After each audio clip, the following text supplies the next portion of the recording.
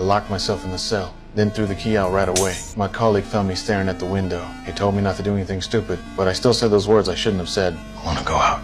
But no one who said those words ever survived. Turns out, humans in the future world live 1,500 meters underground. There's a special rule here. Anyone who says the words "go out" gets forced to the surface. Everyone who went to the surface before died from the toxins in the outside world. But I said those forbidden words without hesitation because of my wife's mysterious death 3 years ago. That day, my wife shouted in the cafeteria, "The outside world is actually full of birds and flowers. The ruins everyone sees on the screen were images deliberately altered by the leaders. The purpose was to imprison people here, but seeing no one reacted at all, she shouted those forbidden words. I want to go out! So, as the sheriff, I had to personally send her to the surface world. The bunker residents watched through live broadcast as Allie went outside. She wiped the bunker's camera with wool. She excitedly thought the outside world was livable, but she collapsed after just 2 steps. People's hopes were crushed once again. However, only I knew my wife told me before leaving. If the outside world was livable, she would turn back to wipe the camera. So her death must have another reason. To find out the truth, I also said I wanted to go out. So the mayor put me in a protective suit and sent me out. I walked up the long stairs to the surface world,